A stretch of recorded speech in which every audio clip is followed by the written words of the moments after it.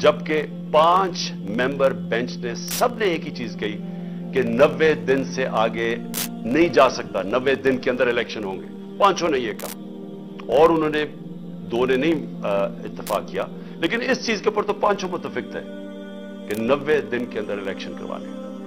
और मैं ये जो लॉ मिनिस्टर की जो कोशिश है और नून लीग की हमेशा ये कोशिश रही है कि ये इंसाफ से भागते हैं, ये आजाद अदलिया को कभी नहीं चाहेंगे, क्योंकि ये सारे इदारों को कंट्रोल करके ही गैर कानूनी चीज कर सकते हैं। जब तक जजेस इनके कंट्रोल में ना हो, और ये जब एक जज को टेलीफोन करके कह रहे हैं कि बेनजीर को 3 साल नहीं 5 साल सजा मिलनी चाहिए, ये उस तरह के जजेस चाहते हैं। इनको कभी भी आजाद और क्रेडिबल दयानतदार अदलिया इनको कभी भी पसंद नहीं थी। और ये आज हैरत यह है कि सुप्रीम कोर्ट का फैसला आ गया, लेकिन एक फिजा मुल्क में बनी हुई है कि फिर भी शायद 90 दिन में इलेक्शन ना हो। ये इससे क्या चीज हमें समझ आती है कि इतना नुकसान पहुंचाया है इस माफिया ने, ये शरीफ माफिया और जरदारी माफिया ने इतना नुकसान पहुंचाया पाकिस्तान के इदारों को कि लोगों को इत्मीनान ही उठ गया है। अब सुप्रीम कोर्ट जब फैसला कर दे तो इस पर गुंजाइश क्या रह गई? लेकिन आप तज्जिया नगार देखें, सारे कह रहे जो होंगे भी 90 दिन में इलेक्शन या नहीं होंगे।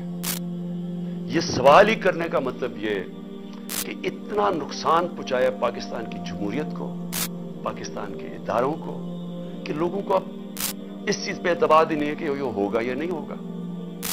मैं आज अपनी पार्टी की तरफ से, पाकिस्तान की अवाम की तरफ से फिर से अपने सुप्रीम कोर्ट को ये पूरा यकीन दिलाता हूं कि हम सब आपके साथ खड़े हैं। हम इंश्योर करेंगे, हम पूरा जोर लगाएंगे कि कोई चीज अब गैर आईनी ना हो। किसी तरह ये माफिया अपने आप को बचाने के लिए, फिर ना इलेक्शन से निकलने के लिए कोई ऐसे हरबे ना इस्तेमाल करे जो इन्होंने 99 में किए थे। आजकल सोशल मीडिया का जमाना है, दुनिया बदल चुकी है। आज जो पाकिस्तान का नौजवान है उसमें वो शऊर है जो कभी पहले नहीं था। जब 98-99 में जब भी इन्होंने सुप्रीम कोर्ट पे हमला किया था तो इस तरह का शऊर नहीं था।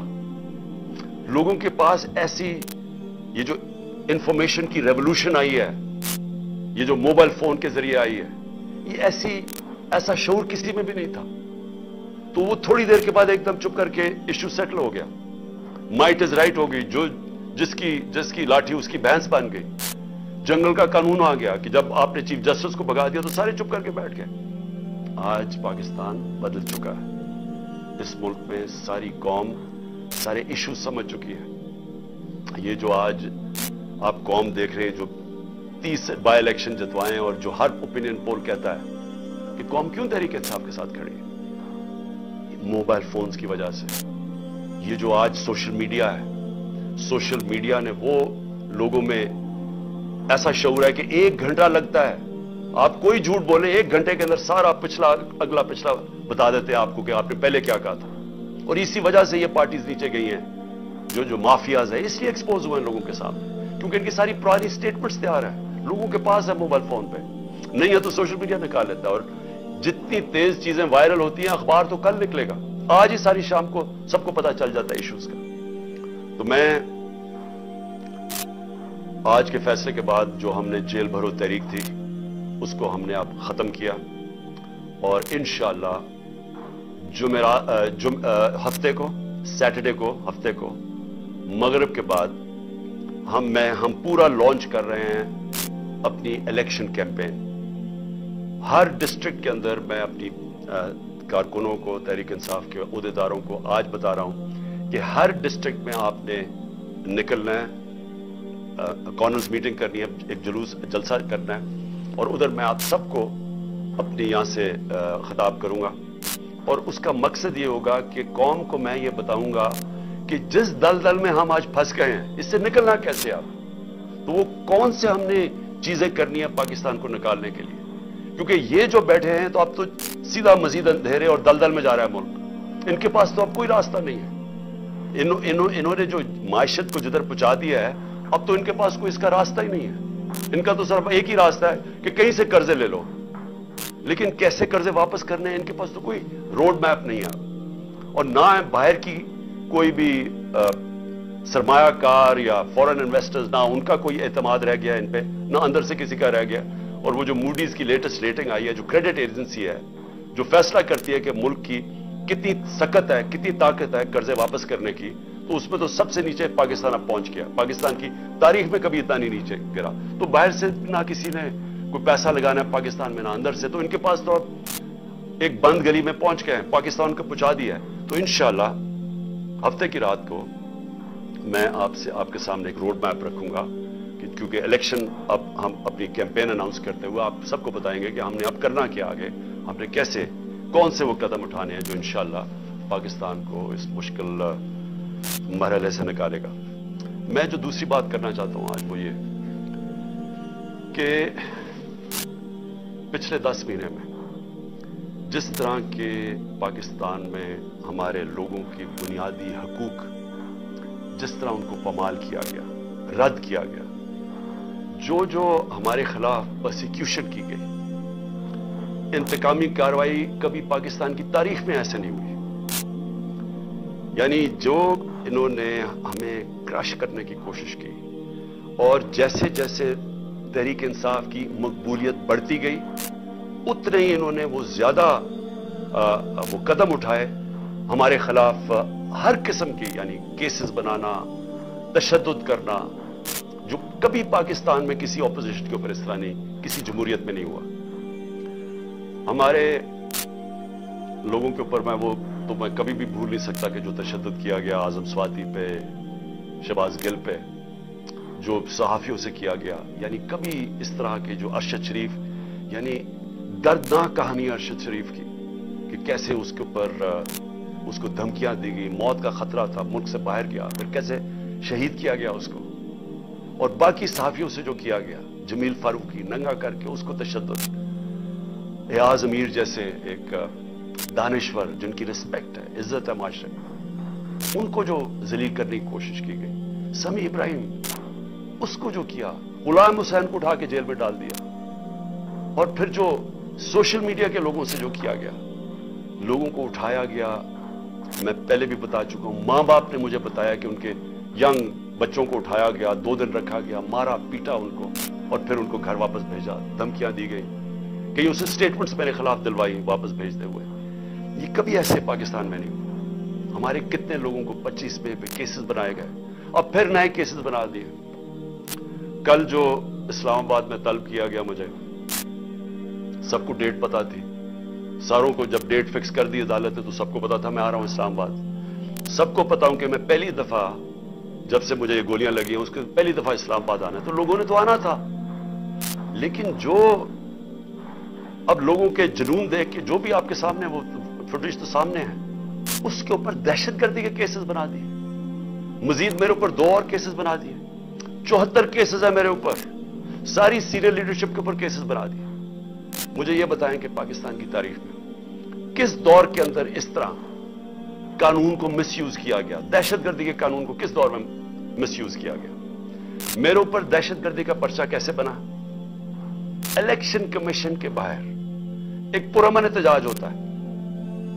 नून लीग पूछे इनके दौर में, हमारे दौर में इन्होंने इलेक्शन कमीशन के बाहर एहतजाज किया, कितने इनके ऊपर पर्चे हुए। मरियम नवाज ने जब वो नैब गई, उसने पथराव किया नैब का, प्लान करके इनके लोगों ने जाकर पथराव किया। कितने दहशतगर्दी के केसेस बने मेरे ऊपर?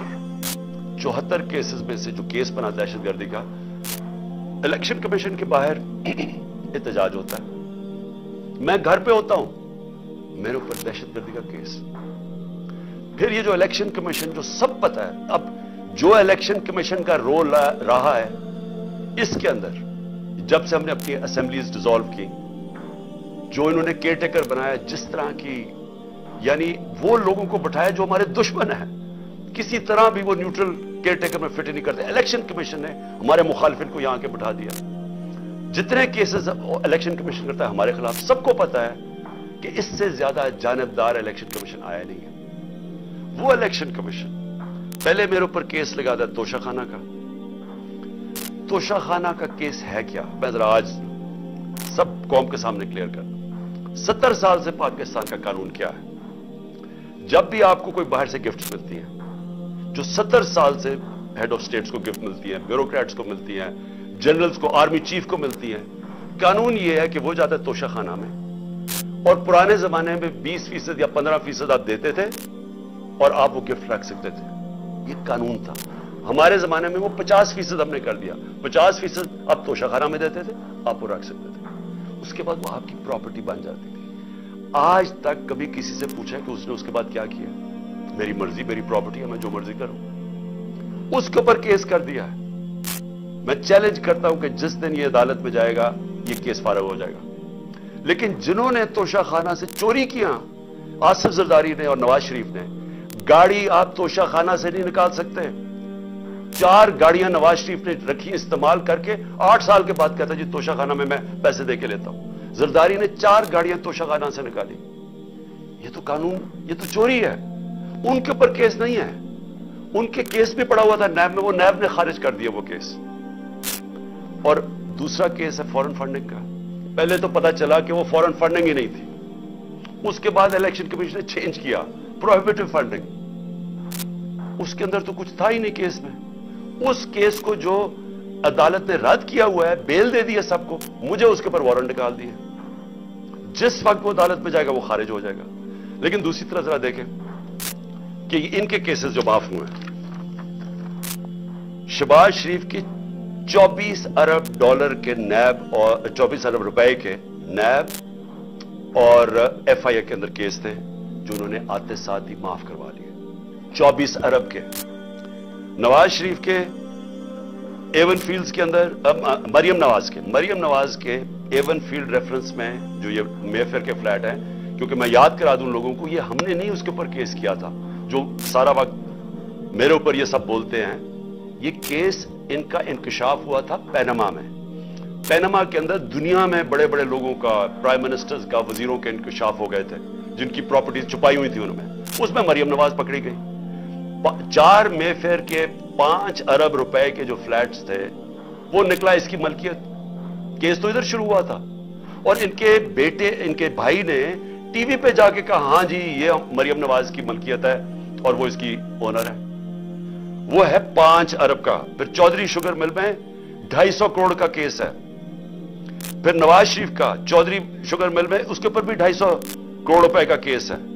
और फिर तोशाखाना में 25 करोड़ का केस है। ये सब माफ हो चुके हैं। आसिफ जरदारी की पाक लेन रेफरेंस में 3.7 3 अरब 70 करोड़ रुपए का उसका पाक लेन रेफरेंस है। और उसका जो फेक बैंक अकाउंट केसेस है वो है 33 अरब के। ये है इनके, उसके जरदारी के 37 अरब रुपए के केसेस हैं। और उसके ऊपर कोई बात नहीं हो रही। 1100 अरब रुपए के इनके सारे केस माफ हो गए हैं जब से ये आए हैं। और ये कभी वो तोशाखाना पकड़ते हैं, कभी वो फॉरेन फंडिंग पकड़ते हैं। मैं ये भी आज कहता हूं कि जिस दिन हम सारी पार्टीज की इनके अकाउंट सामने आए, जी पूछे तो सही ये किधर से पैसे इकट्ठे करते हैं। हम तो 8 साल से स्क्रूटी हो रही है हमारी। हमारे पास 40,000 डोनर्स बेरस है, जो लोगों को कॉल करके कहते हैं उन्होंने कहा हमने पीटीआई को पैसे दिए हैं।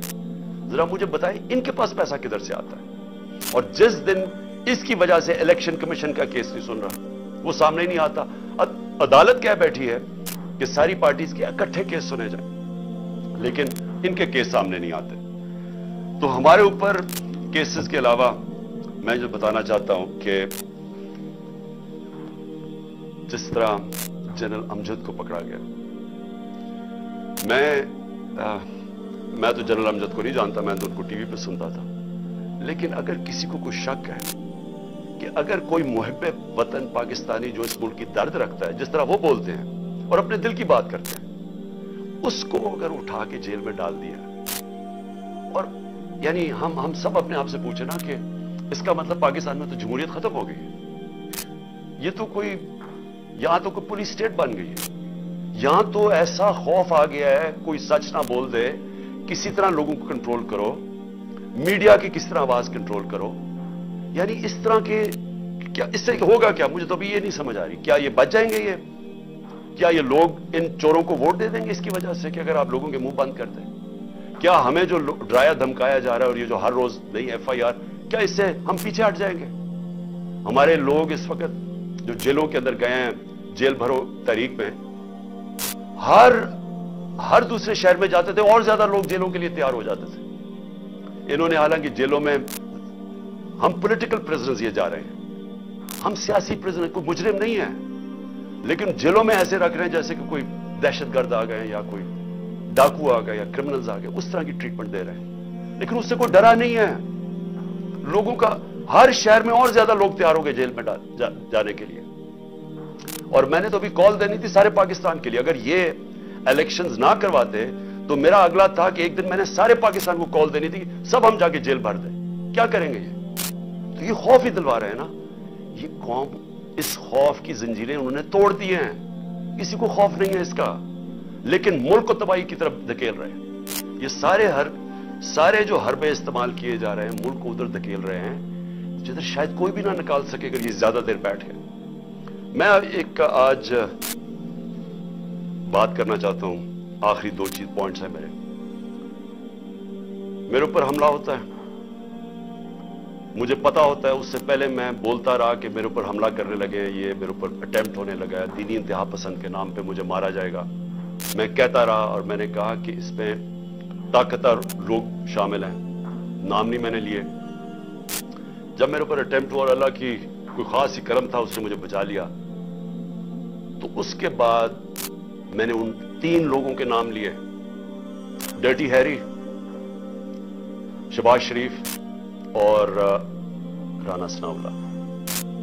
ये तीनों शामिल थे और नवाज शरीफ को पता था लंदन में बैठ के। तस्नीम हैदर का जो लंदन में उसने बातचीत की, उसका बयान क्यों नहीं रिकॉर्ड किया गया? हमारे जेआईटी ने किया, उसको जेआईटी को खत्म कर दिया। जेआईटी को वो क्या कहता है कि उसने खुद सुना नवाज शरीफ को कहते हुए कि इमरान खान और अरशद शरीफ को मरवाना है।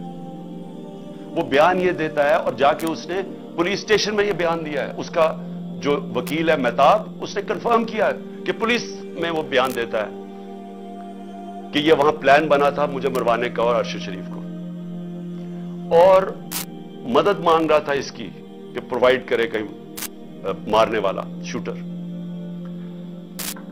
जेआईटी रिकॉर्ड करती है तस्लीम की इसकी जो वीडियो है। उसके बाद क्या मजबूरी थी कि केयरटेकर गवर्नमेंट जेआईटी खत्म कर देती है, और जेआईटी खत्म करके 4 उन लोगों को जेआईटी पे बैठा देती है, वो जेआईटी के जो मेंबर्स जिनके ऊपर प्रोसिक्यूटर जनरल कहता है टेररिस्ट की अदालत में जिधर केस हो रहा है, उस अदालत में जज के सामने वो प्रोसिक्यूटर कहता है कि 4 लोग जो जेआईटी के मेंबर्स थे, इन्होंने जेआईटी को सैबोटाज करने की कोशिश की, इनके ऊपर कार्रवाई होनी चाहिए। उनको आप जेआईटी के ऊपर ले आए हैं ये लोग, उनके जरिए अब इन्वेस्टिगेशन होगी।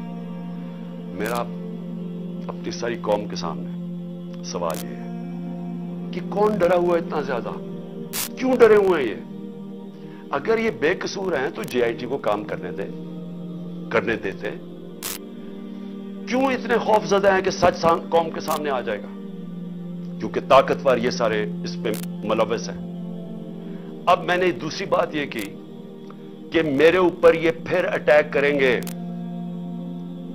ये ज्यादा खौफजदा है। अब खौफजदा ये है कि ये अगर इक्तदार में आ गया तो शायद इनकी शामत आ जाएगी। उस डर से अब इन्होंने फिर से मुझे कत्ल करने की कोशिश करनी है।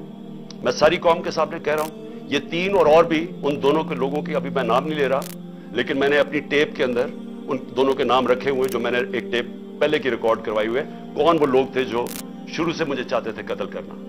इन 3 के अलावा 2 और के नाम है उसमें, वो सब सामने आ जाएगा। लेकिन मैं कौम के सामने अब सवाल ये पूछता हूं कि जब मैं कह रहा हूं मुझे खतरा था, पहले मैं कह रहा था मुझे खतरा है, वो अटेम्प्ट हुआ, अल्लाह ने बचाया, अब मैं फिर कह रहा हूं मेरे पे खतरा है। मैं अब ये सवाल पूछता हूं कि मुझे ये अदालतों में जो धकेलते हैं, क्या इनको पता नहीं कि मेरी जान खतरे में है? मैंने जब लाहौर हाई कोर्ट से मेरे जो वकील थे ख्वाजा तारिक रही, इन्होंने वो जज को बताया कि देखें इसकी जान खतरे में है, आपको जब तक सिक्योरिटी नहीं प्रोवाइड करेंगे उसको यहां अदालत में ना लेके आए। जज साहब ने कहा, पुलिस को ऑर्डर किया कि इसको सिक्योरिटी प्रोवाइड की जाए, लेकिन अदालत में आना पड़ेगा।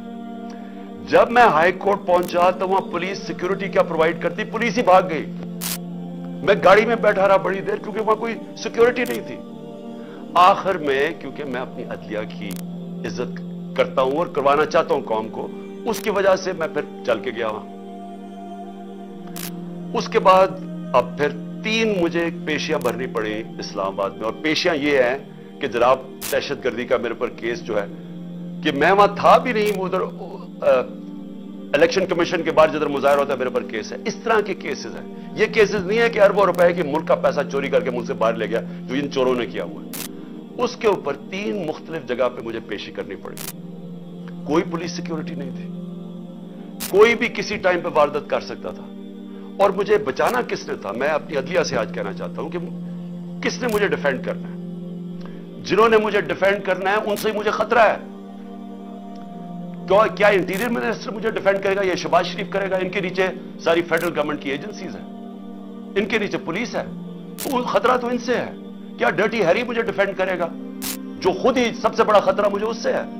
कौन डिफेंड करेगा? तो मुझे इन पब्लिक जगहों पे लेके जा रहे हैं, जबकि मैं ये बता दूं, जो नवीद जो शूटर है, जिसने मुझे गोलियां मारी थी, जो 3 मेरी टांग पे और औरों को लगी थी, उसकी ट्रायल, उसको अदालत नहीं जाना पड़ा, क्योंकि वो कहते हैं उसकी जान को खतरा है। उसकी जेल में हो रही है ट्रायल, उसकी वीडियो कॉन्फ्रेंस पे हो रही है। तो मेरी क्यों नहीं हो सकती? मेरे जुर्म कितना, जो कत्ल करने वाला है वो तो वहां बैठ के उसका ट्रायल हो रही। मुझे हर जगह अदालतों पे लेके जा रहे हैं। मैं चीफ जस्टिस साहब को लेटर लिखूंगा कि हमारे दौर में, जब मैं प्राइम मिनिस्टर था, तो एक जज साहब ने नवाज शरीफ को कोई बीमार हुआ, और आप पता है सारा वो फेक बीमारियां थी, हर चीज ही उसकी 2 नंबर होती है। जब वो बीमार हुआ तो हमें फेडरल गवर्नमेंट को हुक्म आया कि आप जिम्मेदार होंगे, अगर इसको कुछ हुआ तो मुझे कुछ हुआ तो कौन जिम्मेदार होगा? क्योंकि जिन्होंने जिम्मेदार होना वो तो खुद ही मारने के चक्कर में है मुझे। तो इसलिए मैं अपने चीफ जस्टिस साहब लाहौर हाई कोर्ट उर्दू में लिखूंगा कि मुझे हर दूसरे दिन ये सनाउल्लाह जैसे बदमाश, जिन्होंने जिंदगी में कोई सही काम किया नहीं है, वो हर दूसरे दिन कोई ना कोई केसेस करते जाते हैं, तो मैं चक्कर लगाता जाऊंगा, और कौन प्रोटेक्शन देगा?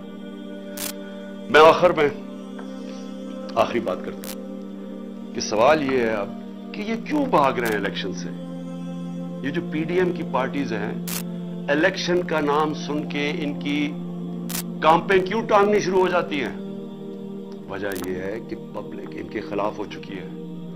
वजह यह है कि पहले तो 30 साल से इनकी चोरियों का सारी कौम को पता था, उसकी वजह से तो मुझे वोट पड़ी थी। उसके बाद जो इन्होंने मुल्क के साथ किया है, ये इस मुल्क की तारीख में अवाम के ऊपर इतना जुल्म नहीं हुआ जो इन्होंने किया है जब से ये आए हैं। अब ये मैं अपना नहीं कह रहा, मैं डॉक्टर हफीज पाशा का कह रहा हूं।